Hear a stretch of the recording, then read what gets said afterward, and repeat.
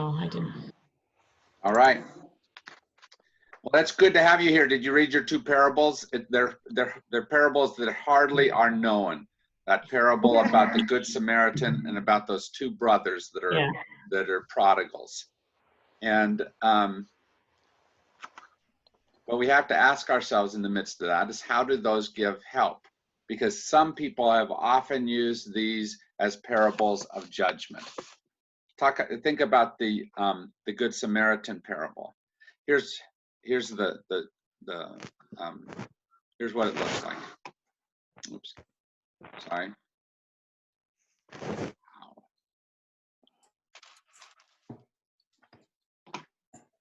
Sorry, my computer's being just a little bit weird. I don't know what happened with that. No, I've got somehow the screen on this laptop. I don't know if you know that I have 2 computers that need to go into the shop right now, and this one that isn't working well, but it's the best I have. And it's been really kind of strange trying to figure all this out without things. Okay. Now I got it settled down.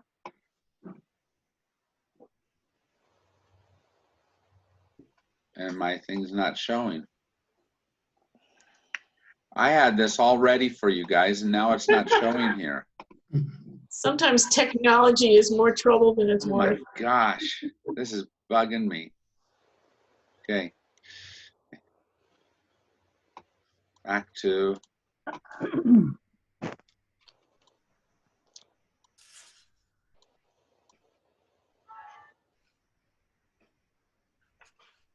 Sorry, I'm incompetent today. It happens periodically. Okay. It's just trying to make me feel better. Yeah. Last week at this time, actually it was Tuesday morning, I woke up and my computer that sits on my laptop, on my desktop here, didn't work at all, didn't even turn on. And had to do celebration and the rest of the thing that way. Here it is. But willing to justify himself, the rich man asked Jesus, "And who is my neighbor?" And Jesus replied, "A man was going down from Jerusalem to Jericho and fell into the hands of robbers, who stripped him, beat him, and went away, leaving him half dead. Now by chance a priest was going down that road, and when he saw him, he passed by on the other side. So likewise a Levite, when he came to the place and saw him, passed by on the other side. But a Samaritan, while traveling, came near him, and when he saw him, he was moved with pity. He went to him and bandaged his wounds, having poured oil and wine on them. Then he put him on his own animal, brought him to an inn, and took care of him.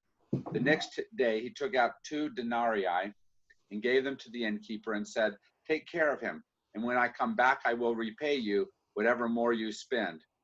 Which of these 3 do you think was a neighbor to the man who fell into the hands of the robbers?" He said, "The one who showed him mercy." Jesus said to him, "Go and do likewise." Now, the end of this is pretty clear about what Jesus's point is. You have to be a neighbor beyond what you think. But I can't tell you how many times I've heard this used in a way to be able to say, look how bad the priest was. And it becomes a parable of judgment. And there is judgment in here, right? There's don't be this guy. Yeah. But the real point of this is, how is it that we extend beyond whatever the moment is? The problem is it gives an answer that we don't really want to hear, because we want to think that the salvation is found in the divine. But he's saying that it's in our humanity that we truly save each other, right? It's when the Samaritan comes in and steps beyond it and goes into that space of being most human that defines the divine among them, that he shows the divine among him. Why is it that you don't do that well? What are the barriers that stand between you and being able to be that? What hides the divinity from you and the divinity in you from those around you? What is it for you? the first thing that just popped into my head is fear. And I have to look at that a little more. What is it? You know, fear of what you don't know, somebody that you don't know anything about. I don't know. Fear is a huge thing. I don't think people realize on a regular basis how much the words of Jesus said very clearly, do not fear, do this instead. And we set up all kinds of other things as being the enemies, when in reality, Jesus was saying, do not fear an enemy. Do not have that barrier between you and them. So fear is a huge thing. Thank you. What else?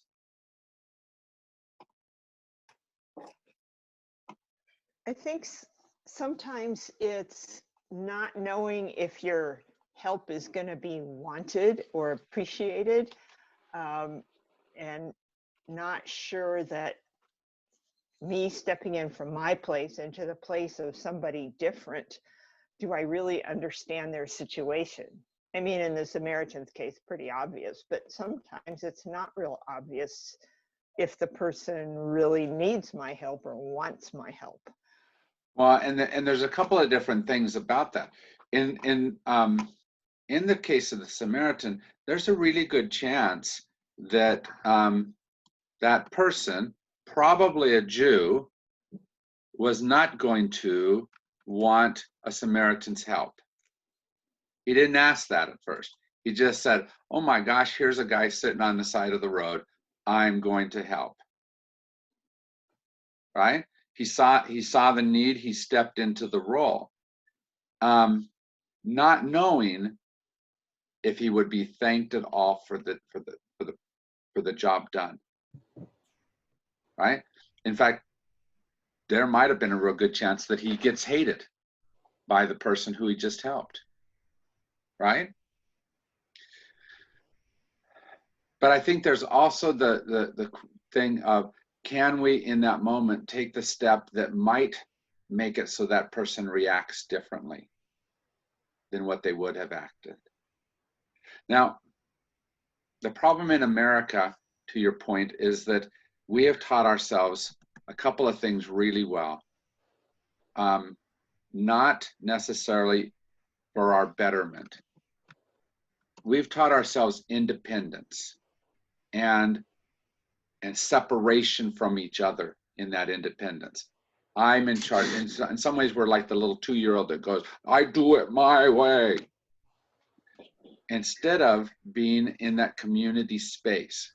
And at least part of what religion has always taught, I mean, from the beginning of the Old Testament, it teaches stories like the Cain and Abel story that says, yes, you are your brother's keeper. You are not just yourself, you are part of community. And so we, like you said, Doris, in America especially, we look and say, does that person want my help? Maybe he wants to be independent. And the religious answer is, no, we are not independent as much as what our American identity teaches us. But that goes against that which we have taught it ourselves, right? So how do we get around that? What do we do about that?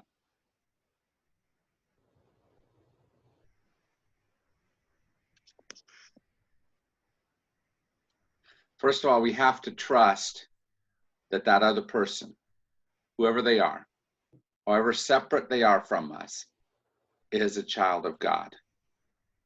That whole sense of that in you is a flickering light of God is important for us to remember in each moment. Because if we can't remember it in them,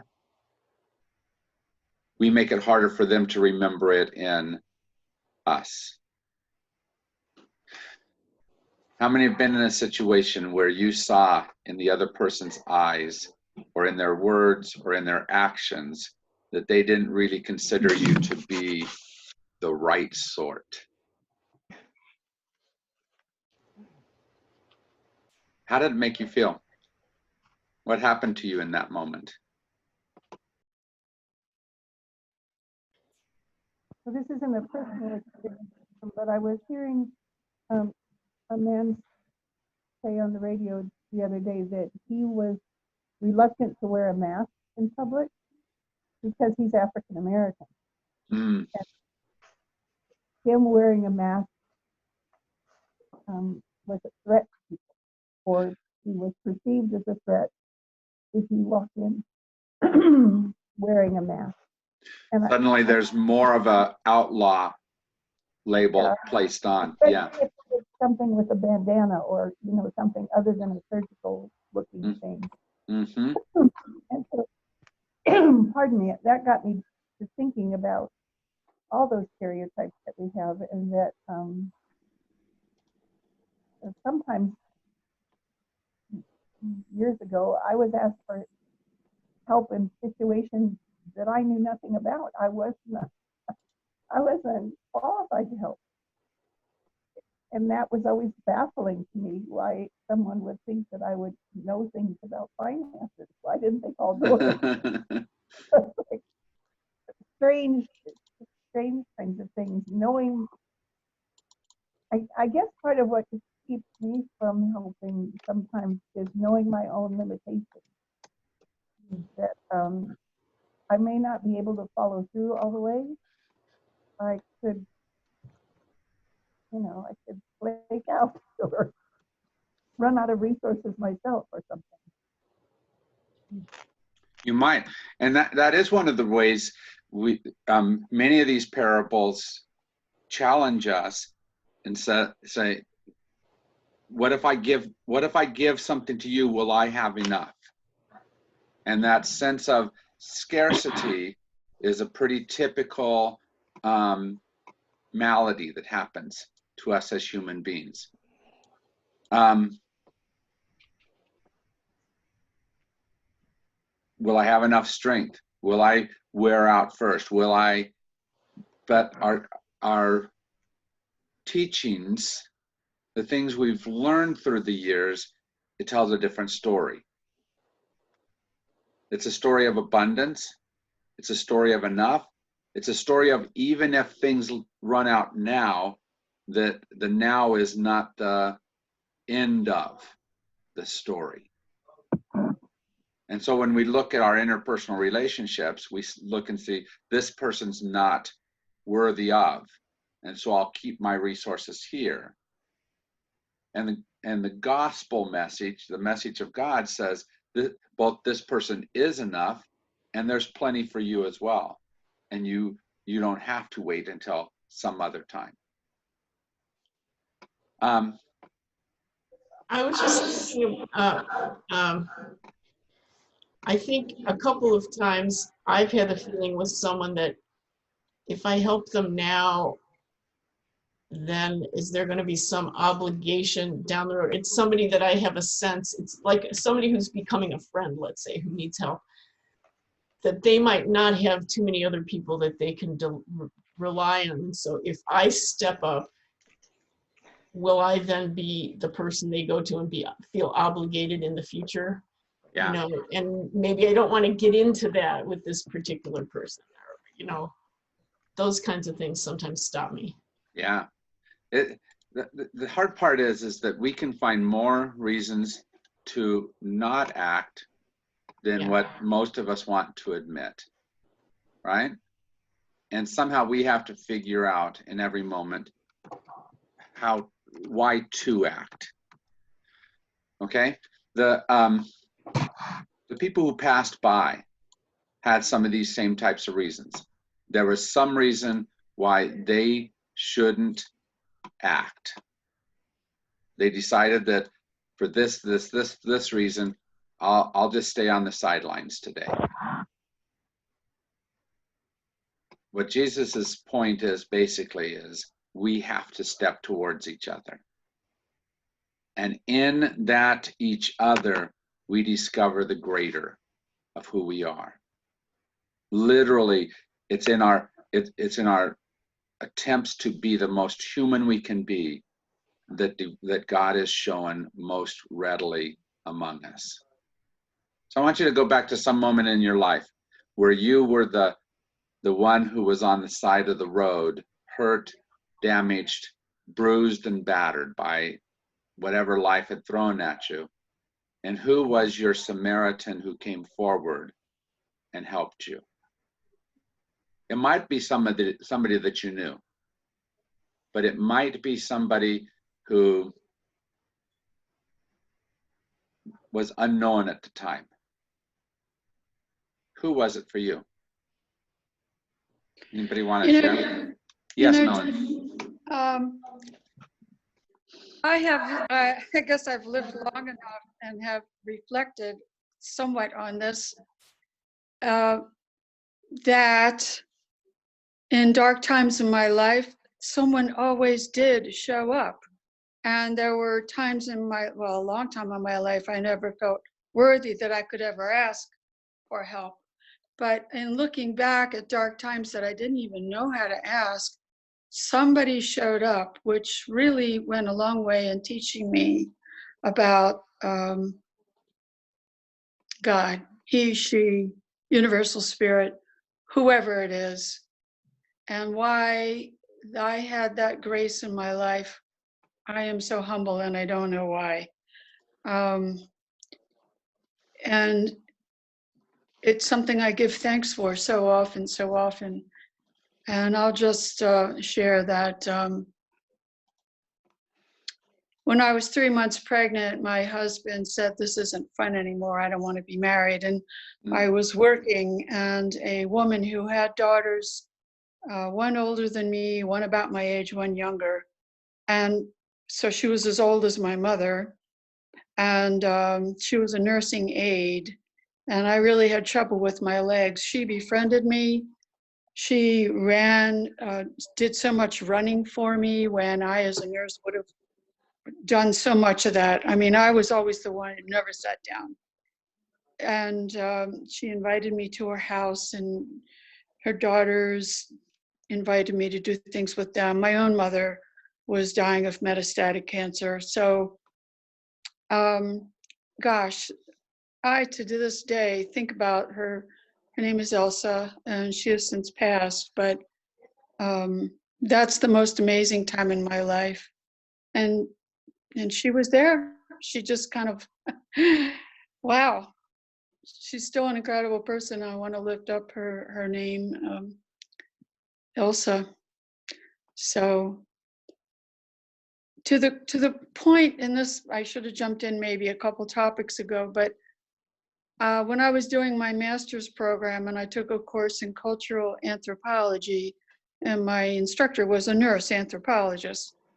And one of the most things that's caught my attention then, and it still comes up sometimes in the Korean culture, and I haven't known many Korean people to ask this or observe it, but there, if you see someone, not just a stranger, but I think it was family member, friends, really going down a path that's self-destructive or not good for them, you step in. And I guess they have a whole cultural way of placing their words well, that the concern might be listened to because it's in that culture. Yeah. But in this, and since that, and that was 30 years ago, I had that class, I have observed so often in this culture, in families, in my own family, no one stepping up and saying, "Gosh, do you want to think about whether that's a good choice or to do or not?" They just are all silent. The Northern European culture of, I don't know, let people stumble and fall, and they may or may not pick you up afterwards, depending on what kind of family culture, because it's a whole culture of family. Yeah. I think so many people have made their own family of choice because their family culture, which is based on the Northern European culture of pull yourself up by the bootstrap, independent, blah, blah, blah, blah. So We tell ourselves a lot about that, don't we? But that ultimately is not the best part of our religion. The best part of our religion tells a different story, and it tells our interdependence on each other. It doesn't tell about independence. It tells about interdependence. And we forget that, don't we? Yeah. Who else has a place where somebody was there for you? When I was in graduate school here at the U of A, a group of 4 of us drove down to Mexico and down to a little fishing village of Puerto Lobos along the Gulf of California, and camped and hung out for a few days, and had driven over 50 miles of real rocky desert road. To get there, and driving back, we got to the main highway and we're headed back toward the United States, and the car stopped. The gas tank registered half full, and I couldn't figure out what was wrong. A Mexican family pulled up and stopped. The guy got out. I didn't speak any Spanish and he didn't speak any English. We did have one person with us who could translate, but mainly it was he and I interacting, and he opened up the car and the hood of the car and disconnected the gas line, and he said, "You're out of gas." And he let me know by motion to blow into the where you put gas in into the car. Okay. And he was able to feel the air come out to verify that, and I communicated with our person who could translate that. Apparently not apparently, what had happened is the gas tank had got dented by a rock, which threw off the sensor to show how much gas was in there. So he and his family was all there in the car, wife and several kids, I don't remember how many. They drove us 20 miles down the road, thereabouts, to, I had a plastic water container to use to bring back some gas, and then he was going to turn around and drive me back to the car. But we found somebody headed back that same direction, so he didn't need to do that. So anyway, that solved the problem. Never knew who he was or never had any occasion to ever encounter him again, but Yeah. really saved our butt there. Yeah, but those kinds of Samaritans that are outside of your definition of normal, who you react with, they are the ones who truly bring saving grace, the knowledge of saving grace in your life, right? That there is something beyond just your efforts to go forward. Thank you, Scott. It reminded me a lot of when the first day I got to Argentina and nobody showed up at the airport to find us. And somehow they got us to the right place. Scariest road trip I ever took, because I looked out the front window in a Latin country, which you should never do. How about the rest of you? Where is it that someone has been that Samaritan that you didn't expect? For me, it was probably 20, 25 years ago at an annual conference where this was before our conference was so pro-LGBT as it is now. And I decided to go to a luncheon there that was where they had a guest speaker from the most conservative United Methodist group in the country, and listen to him talk about the direction the United Methodist Church should go, and he was very mean and very hurtful. And I was walking out of that luncheon kind of crushed, because I think I was the only one of my viewpoint who was there, surrounded by, quote, the enemy. And you saw the worst of the enemy. Yes, but as I was walking out, a woman that I knew, a couple of you might know her, Alita Holt. She was the wife of a former pastor here. She came up to me, and she and I had had conversations at various moments. She came up and she said, I'm so sorry you had to hear all that. He really didn't have to be so nasty in what he said. And it was so unexpected from her because she was not of the equality viewpoint, but just the fact that she could see how I might be feeling and offer a word of comfort. It was Nice. surprising and welcome. Nice. That's really good, because that's a very real case of here's somebody on the other side Yeah. that still chose to be the human and show the divine in the moment. Yeah. Which takes us to our other parable, and it's a great parable about the two brothers. And we often misinterpret that story of those prodigals because we turn it into a singular story, and it's a much broader, much more meaningful story than just that. But it deals with the same issue, and it deals with why is it that we've said somebody doesn't belong? Why is it that we've set up things a certain way? And what is the larger truth? So that story, I was going to read it, but I'm not going to, because just so we have more time to talk. If you remember, the one brother says, "Dad, I want everything that's mine," which was really an insult. It was really saying, "You're dead to me. Give me my inheritance now." And off he went and partied and wasted it all, and then said, "What now? I'll go back and I'll beg to be a servant." And when he comes back, Dad is there saying, "I love you. You are welcome. Let's kill the fatted calf. Let's celebrate that you are home."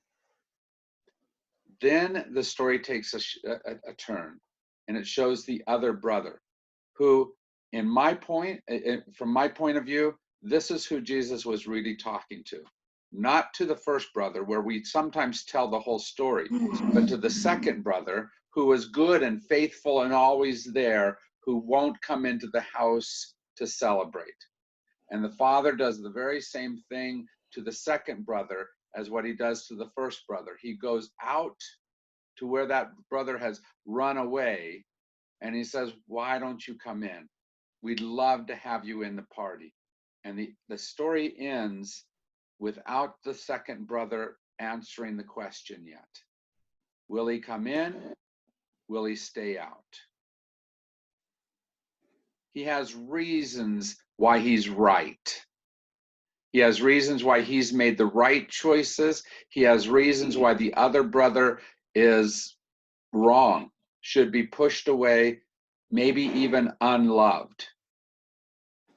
But the father figure in the story loves both, goes to both, says, "You're welcome to both." Who is it that you easily want to put into the unfaithful category?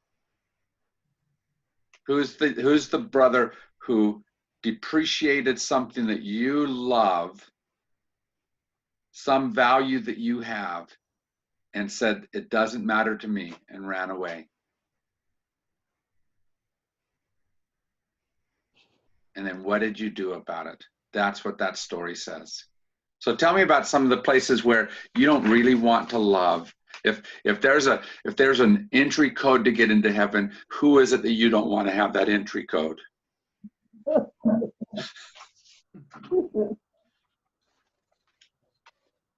Who is it for you?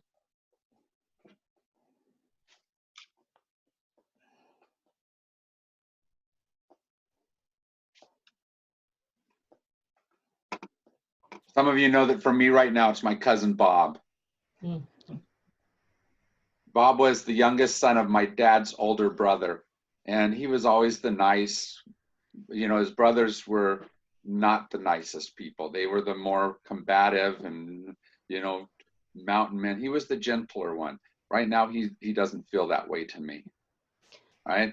He's definitely, "I got all the right answers and you don't." I'd love to exclude him from right now. And yet my heart knows that he and I are very connected. So in the midst of whatever's separating us, can I remember that he is loved even as I am loved, even in the midst of him being unlovable from my perspective?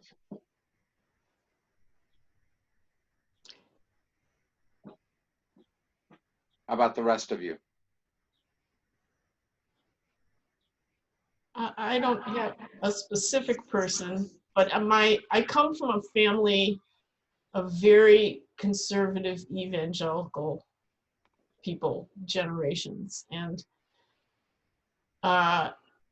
one of my sisters in particular is really still in that. I was the one who left, okay, and then came back, sort of.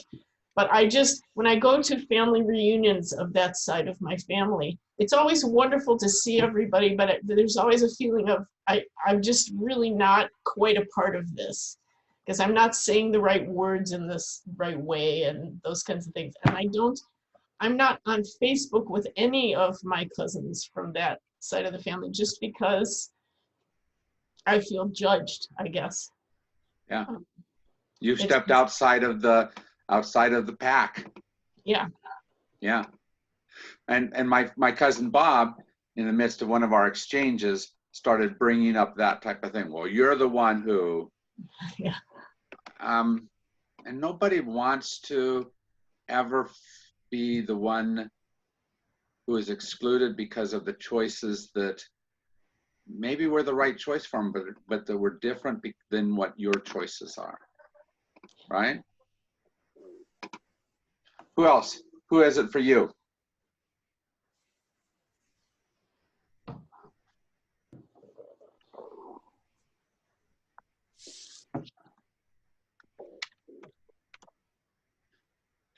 So what's the truth in the midst of all this? In the midst of the ways we exclude each other, what's the truth? In the story, it's very clear. Father waits at the end of the road. Father leaves the party, right? That to which we all owe allegiance or devotion or whatever it is, however it is that we're seeing that, who the Father is. And you have to take it outside of sometimes the masculine role of it's that which is greater than us. In every case, goes beyond what would be the expected norm there. What should a father who's been rejected by his son do to that son? Right? The expected result would be, if you reject me, then I reject you. But love tells a different story. The expected would say that if you want to stay out there and be a pain in the, then I'm not going out there to deal with you. But love tells a different story. Love reaches beyond our expectations. You know, Jim, you and I have talked about the situation with my son, but I'm going to enlarge that to some other people I know whose adult children have also hurt them in various ways. And while I celebrate the idea of receiving the returning child with love, I think, and of course, parables only have so much time to tell the story. And I loved you bringing to the attention of the second son, because I think that's about bitterness and not forgiveness. And we know that bitterness can poison us. And that's not brought out enough in the parable. But back to the first returning son, for anyone, whether it's your own children or your siblings or whoever, that you have helped or forgiven in the past, and then they do it again.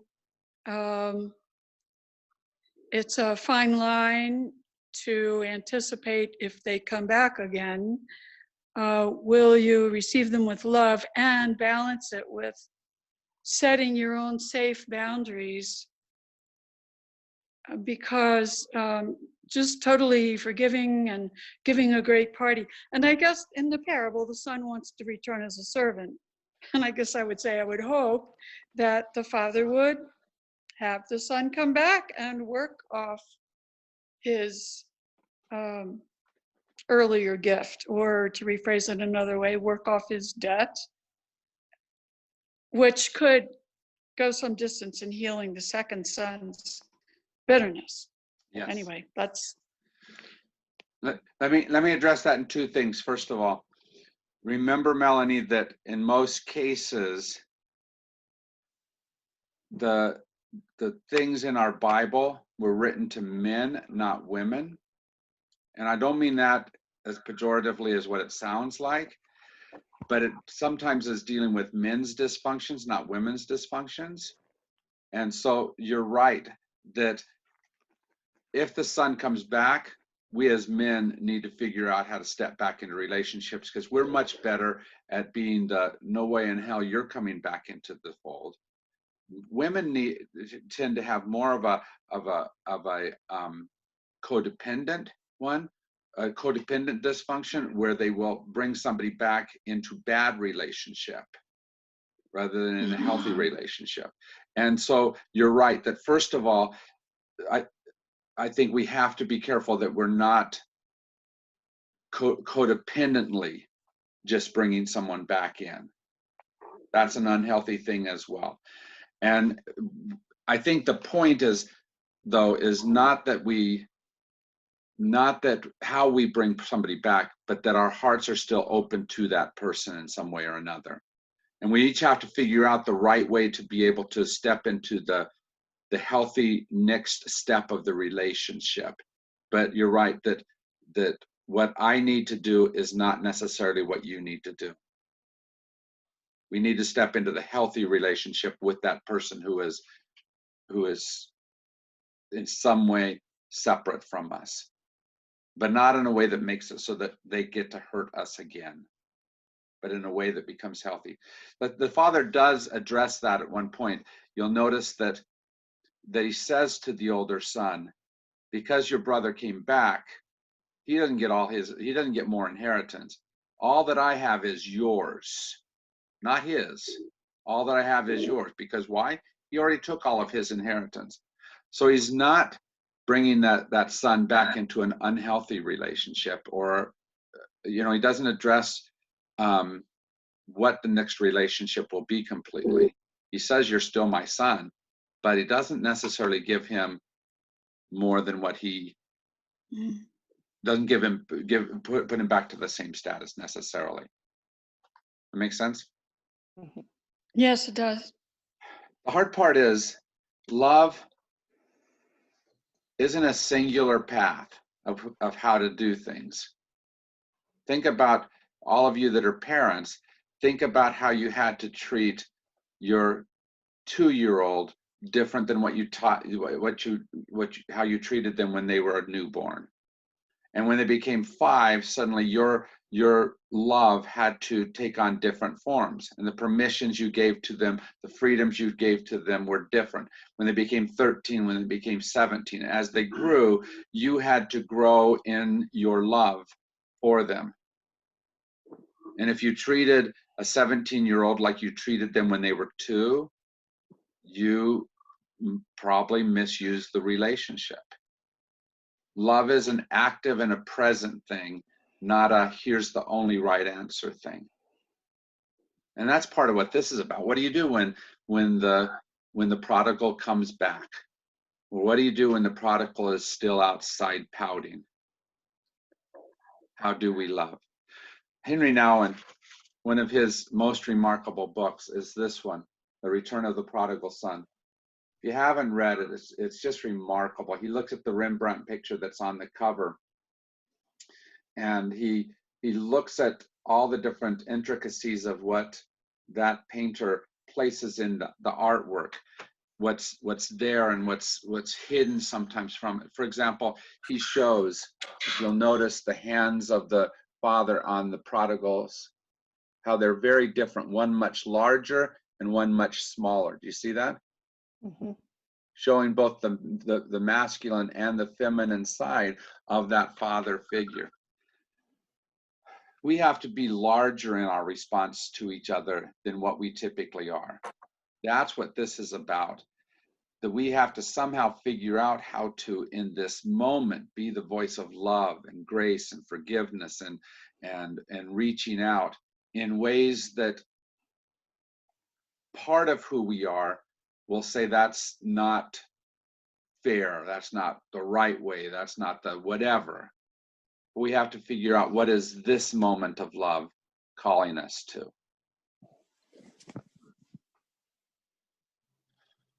One of the things I love, I was talking this morning to a friend of mine. One of the things I love about St. Francis is that typically, I'm not saying you're perfect at this. I'm saying you're better than any church I've ever seen. You're better at saying, I choose love before I choose X, Y, or Z, whatever it happens to be, doctrine or way church works, or here's how we've always done it. All those kinds of things typically subsume themselves here to but what is the relational thing? What does this moment of relationship call for? I think that's what we've got to figure out how to do on a regular basis. That's what this is calling for. Was the father hurt when first son left and took all the money and then wasted it? Did his heart say, oh yeah, I'm so glad you're back here to take more from me? Maybe, right? But he still, first of all, chose that act of love to go out and be with his son and welcome him home. Did he look at the other son and say, you're an SOB? You know, get inside this house and be happy about your brother. No, but the first thing he did was step towards that second son and say, I choose to love. What keeps you from loving? What makes it so that it's hard for you to be that father figure of love in the moment? Catherine.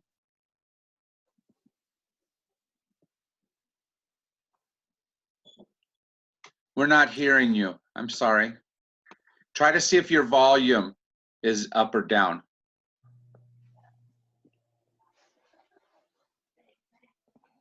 Because it looks like you're all set here, but we just don't hear you.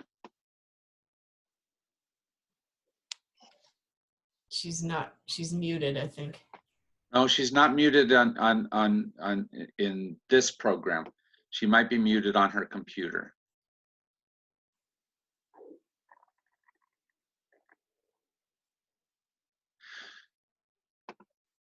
But your basic volume, Catherine, your basic volume is turned up all the way?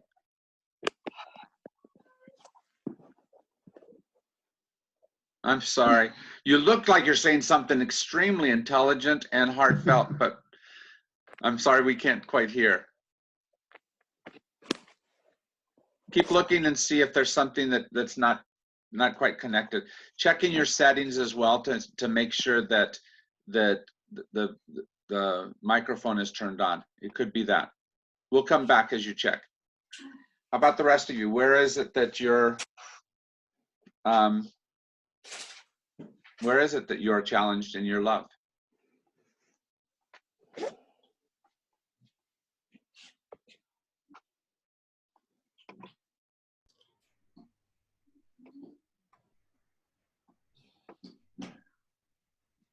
I think I have the most trouble with people who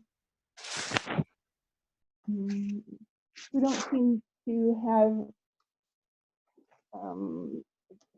done any work to figure out why they do things. That's a strange way to put it, but They take simplistic answers rather than the much more complicated, challenging ones. Or who say, I've always been this way, so it's not going to change. Yeah. Who are not willing to do that work, that self-examination piece, and self-recognition. People who don't seem to see who they are in the world. It's just um, it's difficult for me to keep my mouth shut and not expose them. Yeah. And obviously don't want to look there. They don't want to go there. And it seems sort of cruel to hear that Web layer. select is updated as the default voice. Bob, you had a comment. Nope. Oops, now he's frozen up, I think. How about the rest of you? Yes, Nancy. I think right now with the coronavirus, it's also an interesting time because there may be people that like Judith, you were saying that we think they aren't doing a lot to help themselves, or that their way of handling finances has needed improvement or something for a long time. But now things might be much worse for them. And to realize that this is a different time, and maybe being helpful now, believing that that won't be true in 6 months or a year, or hopefully. I think that's interesting way of looking at things too, because I do think this is a different time. Yeah. And it came on us so quickly that even 2 months ago, the rule that works about how we should treat one another isn't the same one that we can use in this moment. It is almost as if a prodigal came home and changed every rule in the house. Right? What do we do now?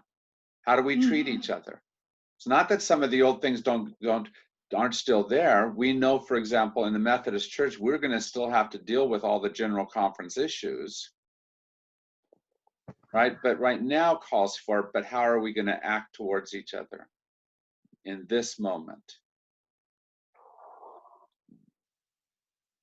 It reminds me of, maybe this is a metaphor or whatever, but of in the 80s when people stricken with AIDS were forced to go home and not only say they were sick, but that their lifestyle was what it was, and that whole,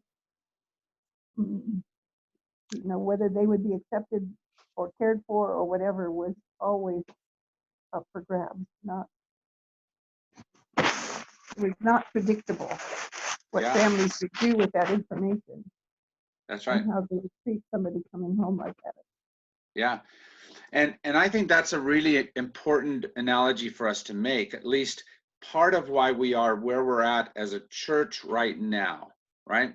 And I don't mean that as just a Methodist church. I mean that as the Christian church in America, as we're dealing with the issues of same-sex marriage, of who loves who.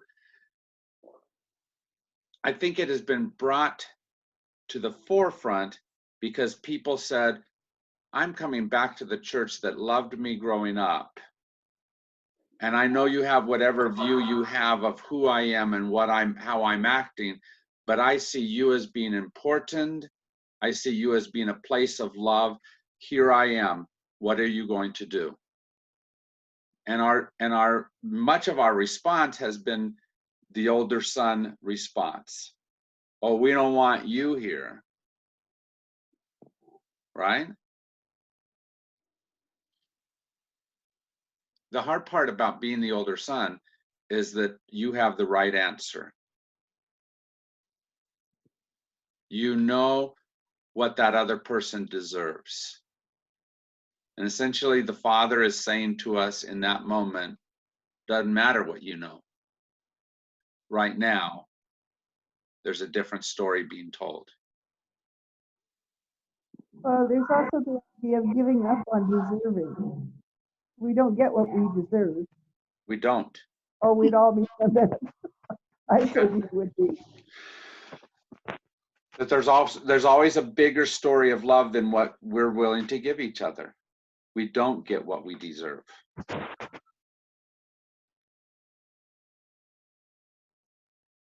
So in my Bible, there's a commentary on Yes. this section that relates this parable to a series of parables in the same chapter before this, the parable of the lost sheep and the lost coin, Yes.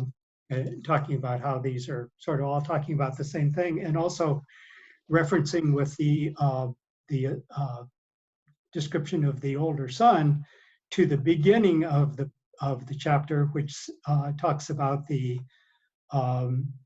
Pharisees and scribes, saying, now all the tax collectors and sinners were coming near to listen to him, and the Pharisees and the scribes were grumbling and saying, this fellow welcomes sinners and eats with them. And I think that's where my struggle is with the authorities in the church that are judging and saying that there are people who should be excluded. Yeah. And those other parables that you're talking about, those are exactly the parables we're going to talk about next week, because this is an ongoing theme in what Jesus says, that you can't use simple lines to divide. And we've continually tried to use simple lines to divide. Yesterday we were talking in the other class about the ones that say women have to remain silent in church. We don't know what Paul was dealing with in that moment, but they drew a simple line which is carried 2,000 years later to say women shouldn't have this voice. Why? Because dang it, you women are intimidating to us, right, Bob? And so we draw a simple line because it's easier for me as a male. I get to keep my authority, I get to have my voice, but you don't. But this continually, these lost passages tell us, look larger than that. A Good Samaritan passage says, even the Samaritan does wonderful things. Bob, you were going to talk earlier.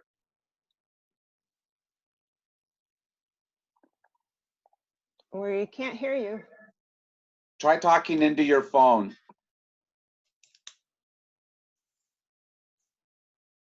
I'm sorry, we're still not hearing you.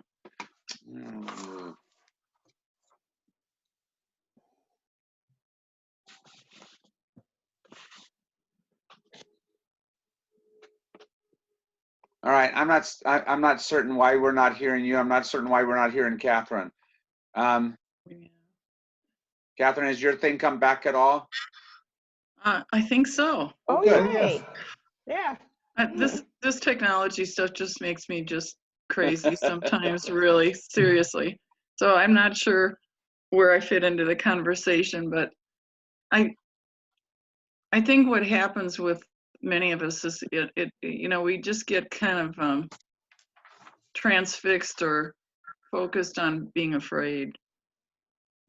And I think that then governs our behavior towards one another, and I think that's it's a difficult thing.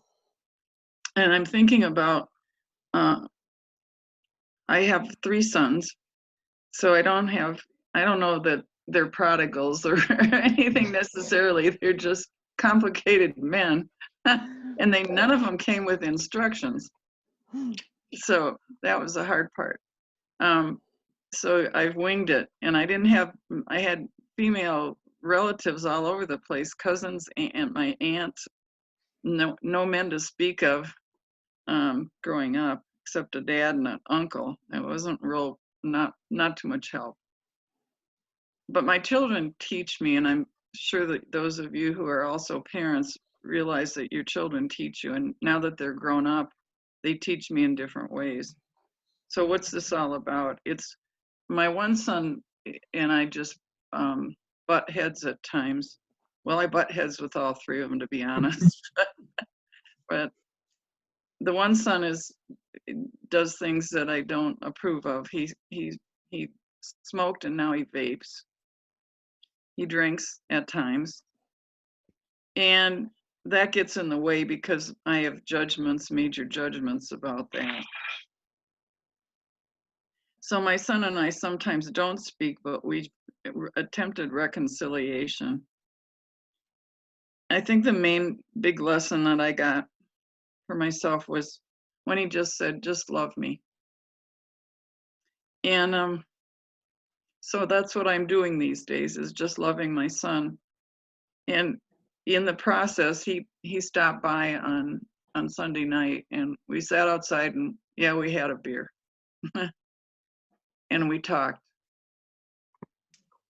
And I think the biggest thing that I know, that I understand in dealing with my children and other people, is that I try to be really honest. So what does that mean? I talk about myself and I say, I need help.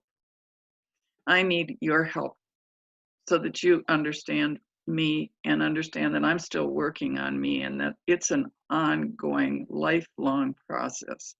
And it's not always easy. It's painful and it's hard. But nevertheless, I have to persevere, and I have to keep trying on working on myself. And so it's not about out there for me. It's about in here. It's not about other people at all. And I guess that's my contribution for today. Thank you. Catherine, I think the really difficult part is always that our kids' job in a very real way is to fix the problems that we don't even see. Right? Because we don't see them as problems. We don't think of them as problems. We don't care to fix them at all. And those kids do see some of those things that, from their point of view, are dysfunctions within us, within our generation, within whatever we've set up and considered to be the right order of things. And because we consider them to be the right order, we don't even begin to fix it. Yeah, if I might add, I think another problem that we all face, and I want to include all of us, is that I've been doing things for a very long time a certain way. And so it's comfortable, but it's not functional always. It's not helpful. So I think the challenge, it's just like learning new technology, is that we have to learn new paradigms and try to live them and apply them within our own selves, within our own families, and with our children and others. Sometimes, Catherine, it's not even that we have to, it's that we have to allow them to. Let me tell you what I've told both of my sons. I have two sons. And I said, there's a box inside my closet that you are going to have to throw out, because I cannot. Right? It's filled with too many memories of this, that, and the other thing. And I know that a bunch of that stuff is just junk. But I can't throw it out because of whatever meaning I place on that. So you're going to have to deal with that. I think sometimes that's also true, is there's some of the stuff that I need to have that maybe they don't need to. Do they need church to be the same as what I need church to be? Probably not. But I need to allow them to be able to define that next religious body how they need to, not how I need it to be, and on and on. And much of what we do is we try to say, accept things that in the same way that I need them. Melanie, it looked like you were going to say something. What was I going to say? I think I was thinking of something I've become aware of I had to write this down. Our kids' job is to fix what we do not see. The estrangement with my son, it's going into 3 years now. My attempts to open conversation did not go anywhere.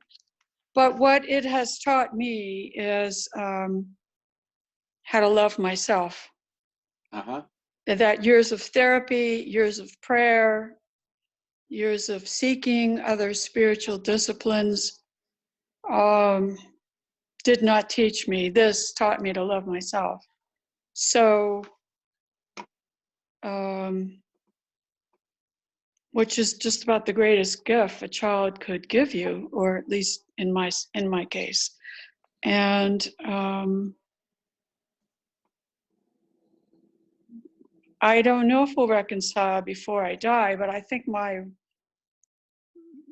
readings in Buddhist thought and metaphysical thought and all that is, in the Course of Miracles, is that, you know, life doesn't end with death. There's a spiritual connection that just goes, that was there before and after death. So if it doesn't get reconciled in this lifetime, I really have some very basic, deep comfort that it will on another level. And I suppose there are many disciplines that wouldn't agree with that, but it doesn't matter. It's what I just feel down to my very bones.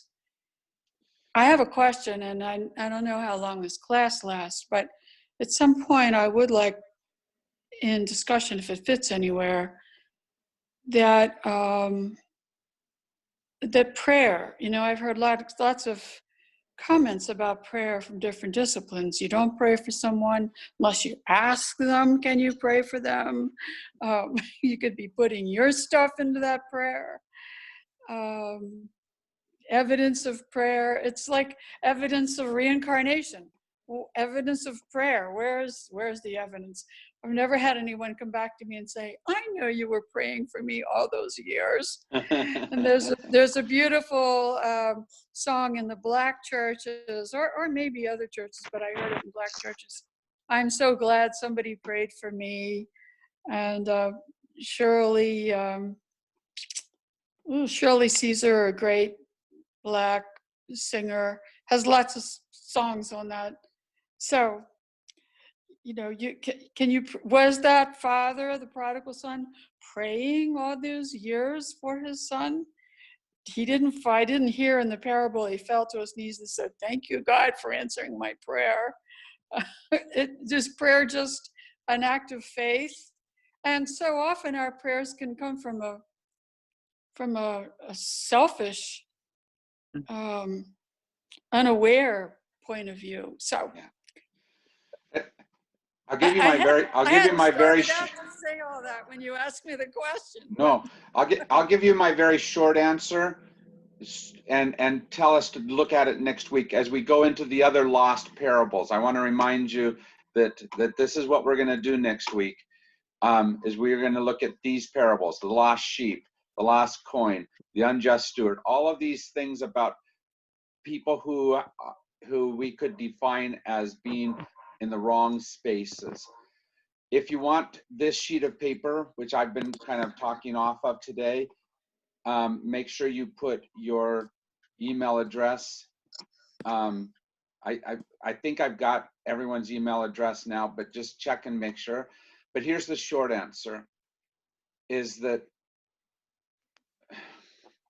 when we're dealing with all those kinds of things that you're dealing with, is that my job is ultimately not to fix you.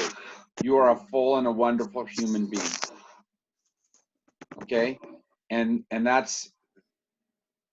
I have to trust greater than that, greater than what I think it is. Okay? So as we find each other, as we go out and see you as the lost sheep, I also have to say that I may not have the ultimate answer for you. That I have to trust in the larger to be able to find that answer.